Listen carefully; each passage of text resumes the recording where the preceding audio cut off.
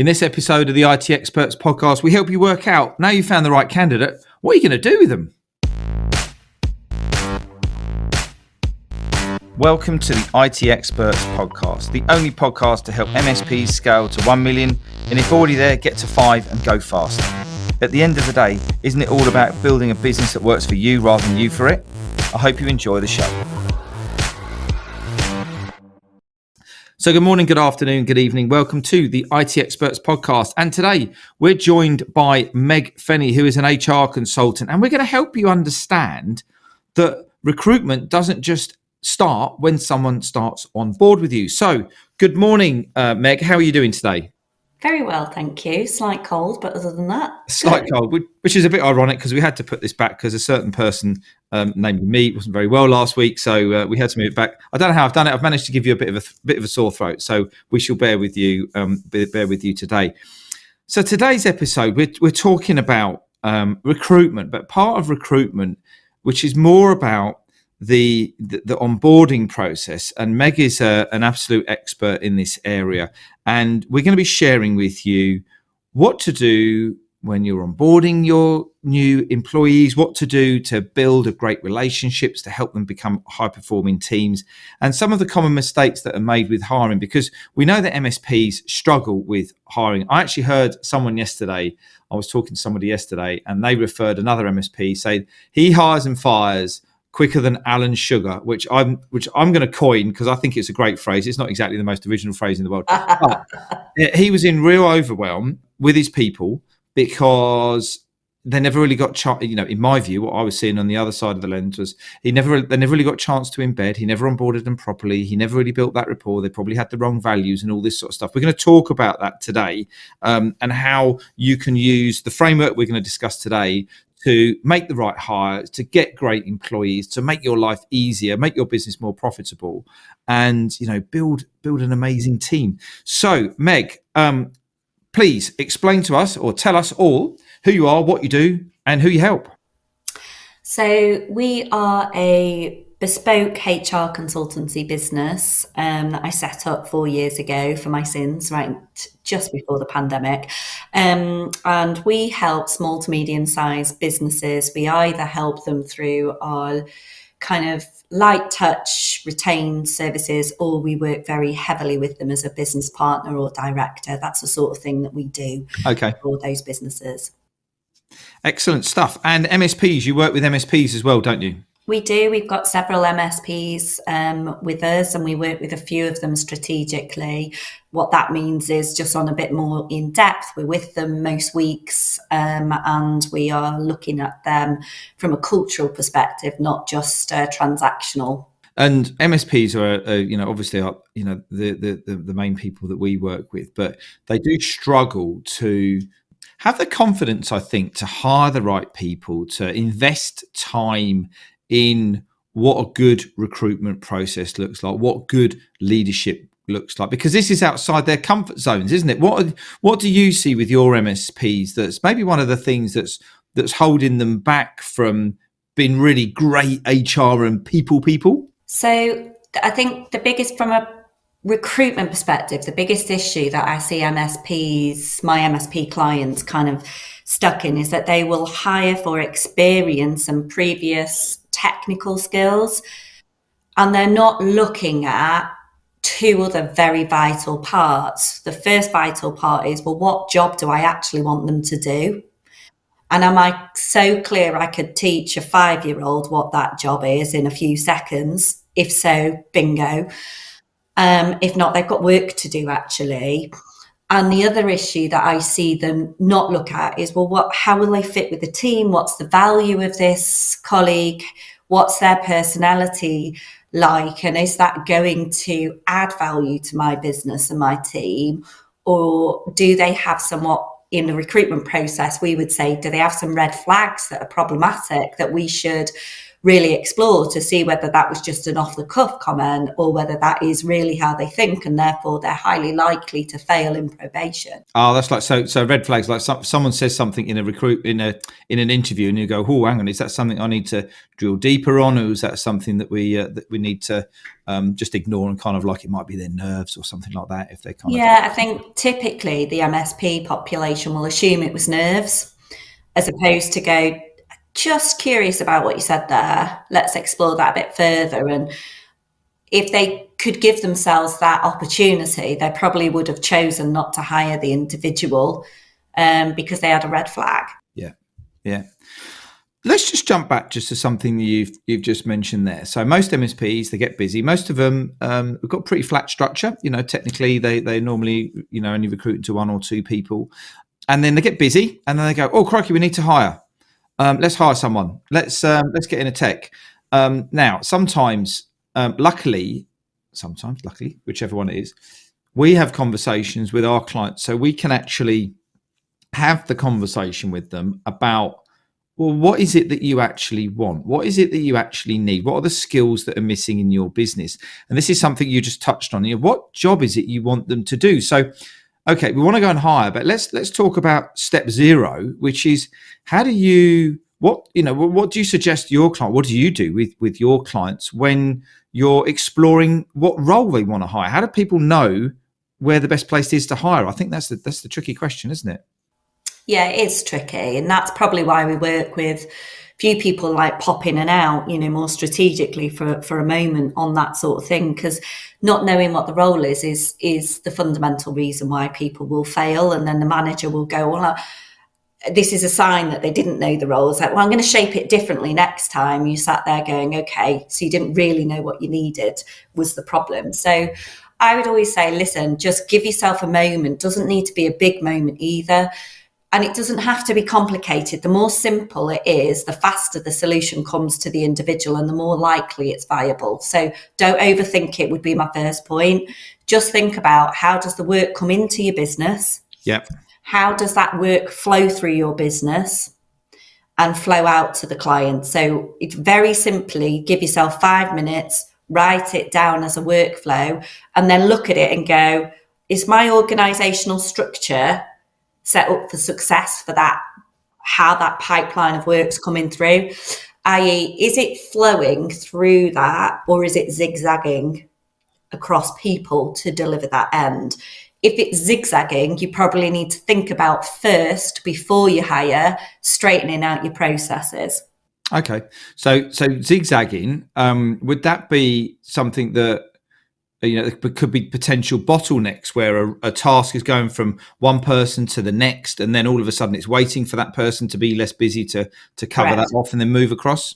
Yeah, you see it commonly. And don't get me wrong, every now and again you'll need an authorization process that will be relevant and right. But often what I see is there is a role where somebody is going to do purchasing for IT, for example, but the IT team are needing, they're kind of frontline are the ones that have identified that actually needs to be there for the client, and the client needs this piece of kit. So why do we need to send it over to somebody else to do that? Is it that technical, or is there a way for them to just simply say, this is the kit they need, this is when they need it, somebody else orders it, it comes in and flows through? So I don't know the answer necessarily. Everybody has a different way of working it. Of course, there's no one size fits all. What I'm saying is check that your processes enable your business, don't disable it. Do that as a very first port of call. And then once you're clear that you're good, define the role. Like, what does good look like for a new person in 2 to 3 months for this particular job? What would you see as a business that you would go, yes, that is working? Because that's the objective. Once you do that, you've just defined their first 3 months objective, and that's clear, which enables more things to happen. Brilliant. I think that's such a key point. And I do you know what? We could almost stop the podcast right now, because I think that in terms of value of understanding how to find the right person and what you need to do with them. We're going to talk about red flags in a minute when we move further forward. So let's kind of crack into the main content. Let's talk about making bad hires. So it's really common in tech companies that often they're brilliantly technically and they're doing really, really, really good things from the point of view. But the first thing, we've just touched on this podcast is how to decide what role it is that you need. But once you've decided on that role, what should the MSP be doing now in terms of the next part of the hiring process look like? So I would actually go in terms of, what are the questions that I need to ensure that I know on the outcome of those questions, that I know they are going to be able to do the role that I've properly defined. At that point, once you've got that, you can then go and say, okay, well, if I'm going to market, i.e. to the talent market, how do I want to position my brand? What's important to me? But use the questions as well that you're looking at going, and use that objective that you've already predefined to help you script something that's right and tailored. Because what you want is people selecting out. You don't want to be overwhelmed with candidates that are not right for you. I'd much rather that you were having very few people apply, but that you're sat there going, they're all really credible, they're really relevant, because you've tailored your message appropriately to the people that are reading it, and that's how you tailor it. I laugh then, because so many times we hear so many clients going, I've had 195 applicants for my level 1 tech, and it's like going, well, there's clearly something wrong in the process, because half of them aren't even in the country. The rest of them, may not even be able to speak English, and it was, they've been really, really clear on exactly what it is they want to do. Can we just quickly cover that point off? How do you prevent that from happening? So, it's quite funny actually, because we talk about this in marketing. We always look for the no's. So, are you not a good fit? No, we'll carry on, keep moving. Are you a good fit? Yes, come into our pipeline. And we often talk about recruitment being a marketing pipe. It's very similar as marketing. You're marketing your business. You've just mentioned it. Who are you? Where you going? What you're doing? What the sort of values that you want? But when an MSP is thinking of hiring again, and they go, oh my God, I can't be bothered with it because I'm going to get hundreds of people and loads of waste time. Cool. Get the words out. Time wasters. How do we overcome that? What do we need to do? In some ways, when it's an employee market, it's easier to do it, i.e. the market's strained. We saw that over COVID. It was really difficult for us to find talent. So you're not in that position. But when you're in the employers market, which we're shifting more into, that's harder to do, which is why I would always say you do want to work with an expert, which isn't us, by the way. We don't do that sort of attraction piece. You do want to work with a trusted recruitment partner, because otherwise you, as the managing director and owner in these flat structures, you are sifting through a load of stuff that are just irrelevant, because they've got the tech. They've got the ability to sift through that sort of thing. Right, okay. So don't waste your time doing low-level administration work where you could get somebody else to do that. A great recruiter should only be providing you with 5 CVs. They shouldn't be giving you and overwhelming you with a lot. So, if they're not great, then shift, move, get a good one. And I guess if you're worried about the cost and the fee, you need to look at weighing up your time of going through, or your team's time of going through qualifying and looking at these applications, as opposed to getting somebody else to do it. Or you could just put, Absolutely. And what you can do is you can pay in a slightly different way, in that you can say to they're not recruiters, they're different types of agencies, but you can go into CV sifters and say, this is the type of CV that I want, and this is how many CVs that I want, and I will handle the whole process after that point. So you're only being charged for that element of it, whereas a full recruitment process, rightly so, because it takes them a long time. They interview every candidate, all sorts of things to check for fit. So they should have the whole fee, but you can choose to do a slightly different model, but you won't find that from recruiters. You have to go to a different market, but there are different markets out there. Okay, so we've got the right person. We're going to say for example, we're going to use a recruitment company. we've talked about the MSPs being technically brilliant. What do we mean when we're talking about we've got cuckoos in the nest and we need to get rid of them?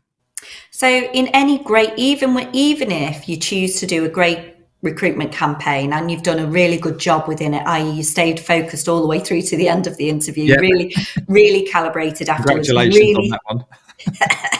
really thought about it and made a really intuitive, great hiring decision. Even at that point, you've only known this candidate for a very, very short period of time. They can and often do, it's about a 20% failure rate at that point. So you must give yourself permission to allow the failure to happen, would be my first point. Okay. Is if it's not gone right, don't worry about it. It's not necessarily your issue at that point, and allow them to go. So, and I think the barrier from what I look at is most people say, but I did the right thing. So I must now be failing on how to onboard them. Could be true. I'm not saying it wouldn't be true. Could be true. But a lot of the time as well, the 20% rule's coming in, and actually you just have to allow them to go. Which is why if you are going to use a recruitment agency, you need to get good at onboarding them so that you can validate and assess properly whether they're the right person before you really are on the hook for the full recruitment fee. And that is on you as the MD and the leader. You need to be doing that process well so that you can validate that hour, 2 hour that you've spent with them was a good hiring decision or not, so that you don't have the cost. And I think this links back to the point you were making early on about when you've slickened your processes and you've removed the zigzags, it then gives you that 30, 60, 90-day plan. What does success look like in this role? And keep really super clear with that before you even met any candidates and said, great, this is what your first month's going to look like. This is what month 2 is going to look like. This is what month 3 is going to look like. And if they're, if they're not going to be able to run the race, then you need to cut them and let them go. What did they say? They make decisions quickly and changes slowly, isn't it? So if it's not the right person, let's get rid of them. If you think they're the right person, and we talk a lot about behaviours and having the right ethics and values, and that's fine. And you can teach skills, but you can't necessarily teach behaviour. Not if you want to change it in a short period of time when you haven't really got the time to do it anyway. So really, really key point there on that one there. Let's talk about onboarding. Most MSPs think onboarding, they think clients, they think get them in, we've got the contract, let's get them onboarded, let's get all the tech set up, let's get all of this kind of stuff in place. What does a good onboarding process look like? What should we be looking at once they've said yes? Even that might be 1, 2, or even 3 months before they even walk through the door. Yeah. So a good onboarding program, there's a difference between orientating people into a business. So where is everything and how do I operate here, to being a high performer in a business. If you're a high performer in a business, that means you've been onboarded properly.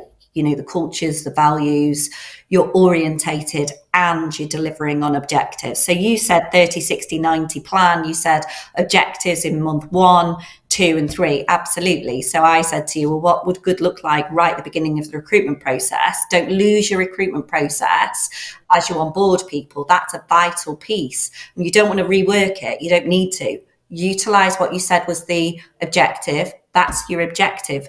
Now break it down based on the data that you've seen within the recruitment process. So what were they strong at?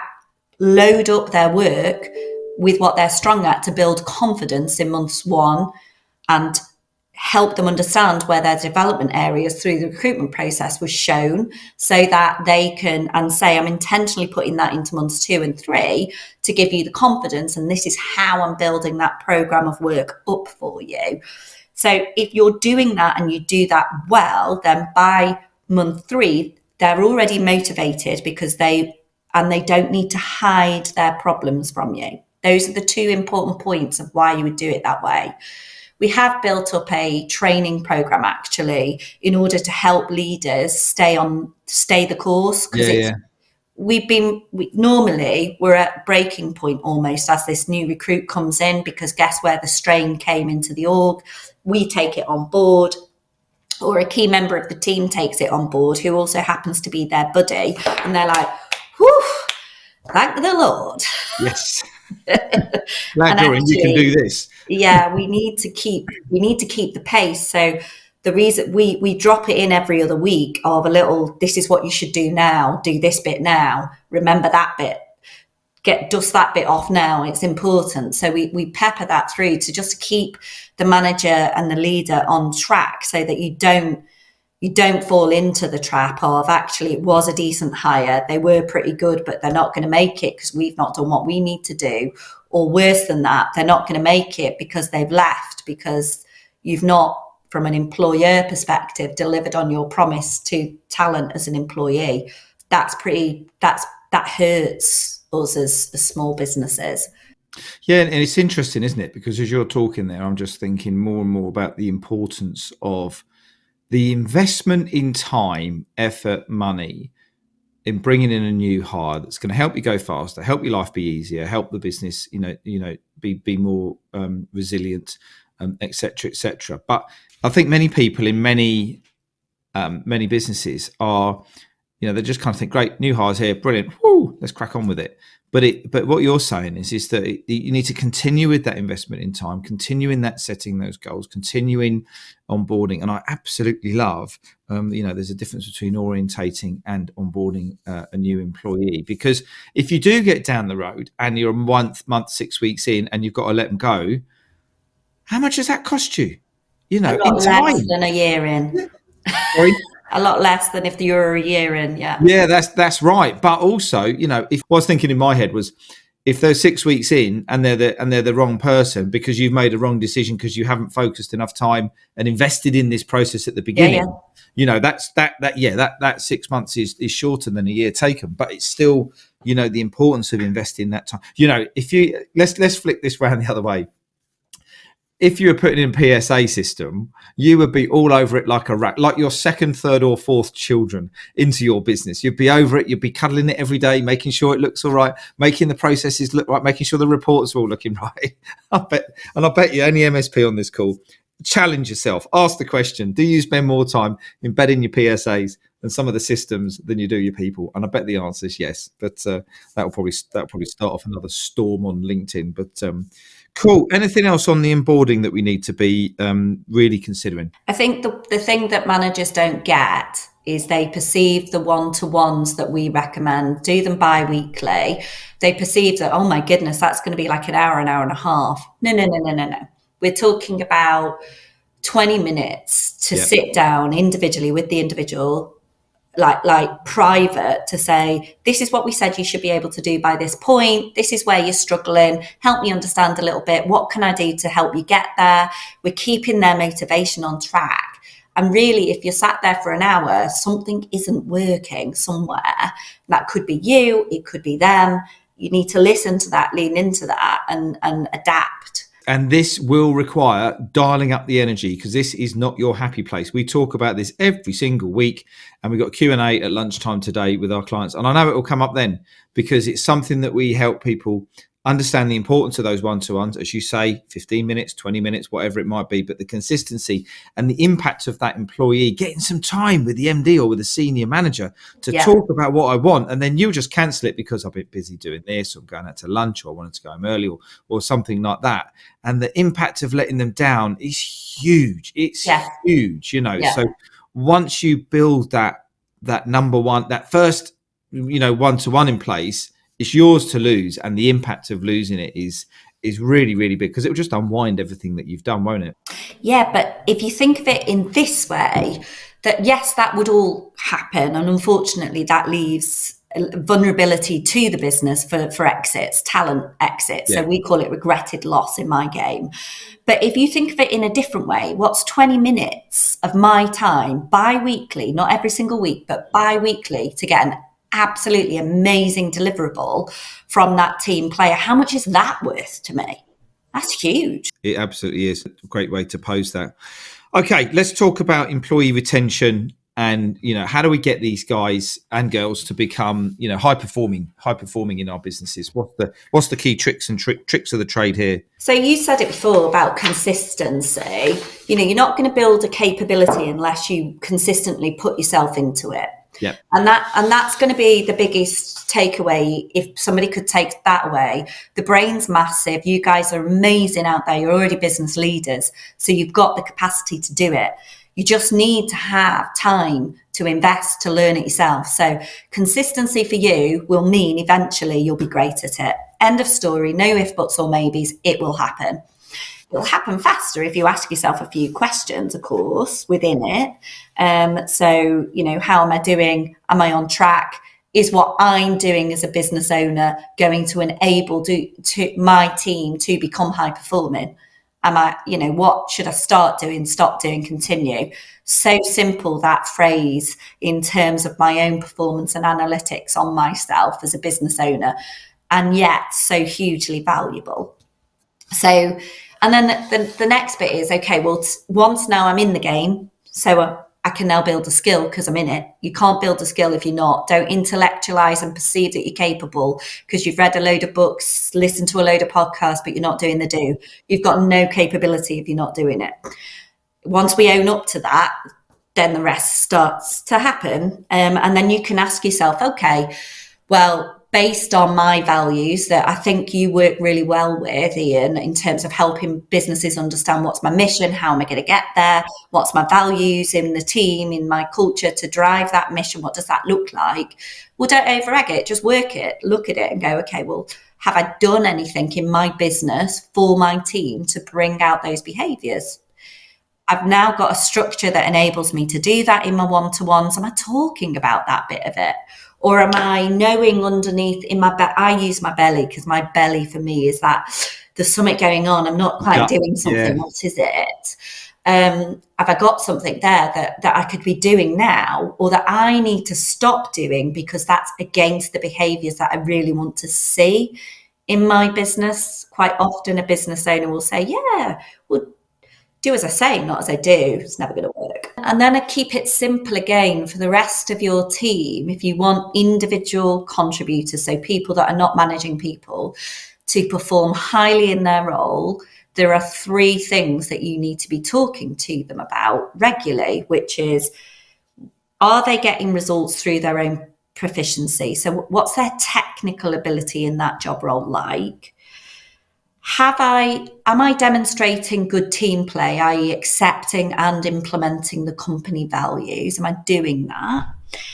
And what is my daily discipline like? Have I got good, strong daily discipline or not? Now, to start with, that is as simple as start time, finish time.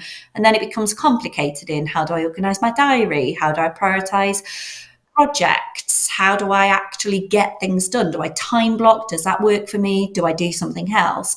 Is that sort of support that these individual contributors to become high performing individuals need all 3 capabilities. And then we layer into that as well, which I think you've touched on as well, is the shadow of the leader. Look in the mirror.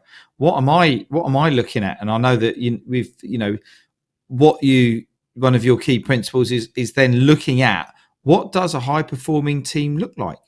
Yeah. Does it mean that we're all sitting there all day 9 to 5, smashing tickets as quickly as possible? Or does it mean that we're having great conversations with our clients on opportunities for further business? Or does it look like having an innovation type of conversation where we're all engaged and to say, what could we have done better this week? What does that behavior look like? And I think when you sort of said, we start off with a start and finish time and then we roll it out to more complex things. I think the most successful businesses that we see engage, they engage, they communicate, they involve, they be vulnerable as well. They don't worry about sort of saying to the team, look, we haven't got all the answers for this. Who thinks we could be doing something a bit better? And by God, whenever you are, I challenge everybody who's listening to this, go and ask your team that today and you will be blown away by what they will tell you. And then you'll go, really? I thought we were really good at that. And it's like, well, yeah, we are good at it, but we could be better. Yeah. I mean, and what you're talking about there is, well, as a manager of others, what skills do I need? Because that's different. So what you're talking about is that managerial skill. So being able to be vulnerable, respecting that your team should and could know more than you, that's really valuable to a business owner. You want them to know more than you. You want to value yourself as a manager. which means you'll give yourself time to do managerial work if you value yourself as a manager. If you value yourself as the expert individual contributor, then that's where you're going to play. You need to value yourself as a manager. And it's often that step change of attitude that creates the opportunity in the brain to say, no, okay, I'm going to give myself permission to delegate that out. That really shouldn't be for me to do, because I now value my managerial skills and I'm going to give myself opportunity and space to develop that.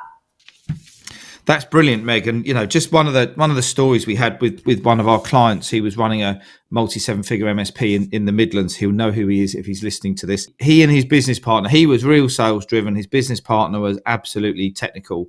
And it was doing a really great job. But he then decided he needed to get out of his own way, because it was just hard work. Everything was just not going as well as he wanted. So he kind of, for want of a better phrase, put his big boy pants on and made a massive hire and brought in like an operations technical director type of guy. And he's the difference that it's made in terms of the impact on the business in organizational and operational efficiencies, the processes. The main owner now can go and carry on with his sales, which he loves. The main technical guy can go and carry on with the technical guy that he loves. And it's just because he spent that time and effort, and we really had to dial his energy up to get that, that process in place, and his confidence that he could hire the right person. And, he's paying him, like, I believe he's paying him kind of like multi-6 figures. So it's a massive, massive hire. But it's absolutely transformed his business, and it will really see him kind of push things forward. So it's always, sometimes I think it's kind of reinforcing the bit that we went back at the beginning of this episode about 5 minutes, 10 minutes, 20 minutes, whatever it is. What is that role? What is the key? What do you need that role to do? How is it going to enable the business to go faster? And also remove the zigzags, which I think was brilliant. So, look, the opportunity in this podcast is that you get this right, you reduce the time recruiting, you reduce the cost recruiting, your life will get easier, the team will be more engaged, the team will enjoy working more because they'll all be people of kind of similar values. We haven't really talked about that much today. And what I just want to do, just before we wrap up, Meg, is reconnect everyone to a podcast we actually didn't do that long ago, episode 156, which I did with Stuart. And it was all about, why do you need A players in your team? And what does the structure of an A player and a senior management, and how does that kind of look to connect, reinforce and embed, an amazing team to help you drive that business forward? So, Meg, final thoughts for you. Yeah, I think for me, just don't overthink it. If you can spend some time, give yourself the space to do it and without distraction, you'll be surprised at how good you are at it. So just give yourself that opportunity to be good and stop talking yourself out of it. And then be consistent. Once you're consistent, your skill, you'll notice, grow really, really quickly. And if you want to grow faster, ask yourself weekly, what do I need to start, stop, and continue doing? Don't make it more complex than that. And I promise you will see a radical change. Love it. I can't believe you mentioned the C word, consistency. It's not like we don't mention that every single day. But anyway, that's lovely. And well done for dropping that in at the end, because that's what it's all about. Being consistent, small steps every single day. Meg, it's been absolutely brilliant. Thank you ever so much for the show. Really enjoyed recording it. I think it's a bucket load of information there for everyone. Just share with us quickly, if people want to continue the conversation, find out a little bit more about what you do, how do they do that? Quite simple. Just connect with me on LinkedIn, and I'm Meg Fenney on LinkedIn, or just go to meg@hrdownload.co.uk and we can pick up a time to have a call. Fantastic. That's brilliant. Thanks again. Wishing you all the success for 2024 in your you too. Thanks, Ian. You guys are getting up to, and I look forward to catching up with you soon. Great stuff. Take care. Thank you. Bye now. So I hope you enjoyed the show. If you did, I'd love it if you could leave a rating and review on your favorite podcast platform. If you want to learn more about how to take your MSP to $1 million, or if you're already there, go faster, then come and join Stuart Warwick and myself in the Scale with Confidence Facebook group. The link is in the show notes. You go and enjoy the rest of your day, and I look forward to connecting with you soon.